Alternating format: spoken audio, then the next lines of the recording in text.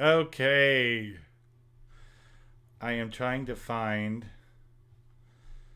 my chat so I can actually see if anybody's in here so I can apologize to them for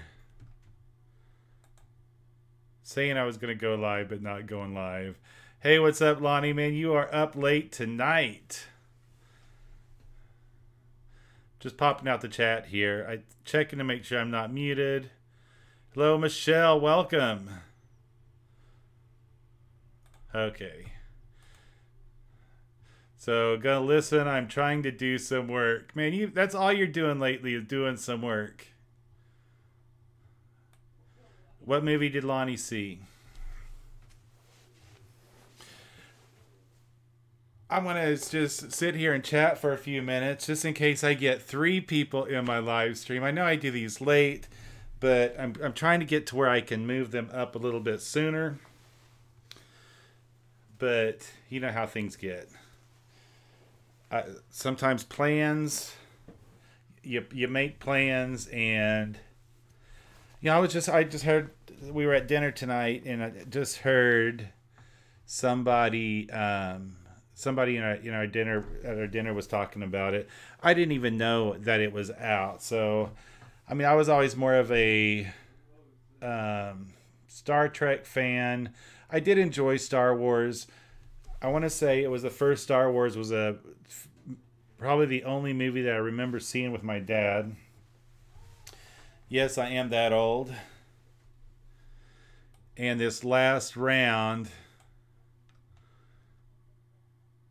for real, hobbyist, is this still spelled incorrectly? Listen here, woman. I have I haven't figured out this whole YouTube streaming thing. Um I I corrected it on the video, but somehow on YouTube it maintains um I have to figure out how to schedule my live chat my live stuff because it's carrying over. I don't know. I did not even. I mean, I put a whole different caption for this one. Oh, look at that. Why does it do that? I wonder why it doesn't. Okay, how's that? Is that better?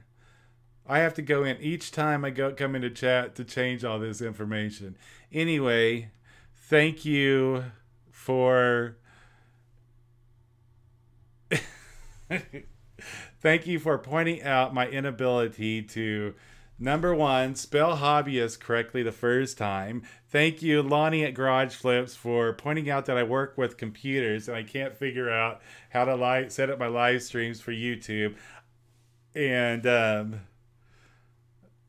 I'll work on it. Anyway, tonight I was just going to go through the few items I sold. I haven't been listing near as much as I should, which I really got to get on the ball with that because, especially, good news, I made top rated seller again for the second time in my eBay career. I don't know if many of you knew that I had it. I lost it because I was selling stuff that I couldn't find in the early days. But my sales have been really good, and not necessarily number of sales, but I mean, I did have an increase in number of sales, but I also sold some high dollar items that brought my the amount I made. Once your total sales go up above a certain point, they change how often your account is evaluated or how soon items drop off. If you don't reach that level, all these dings stay on for a year, for 12 months is what I was told.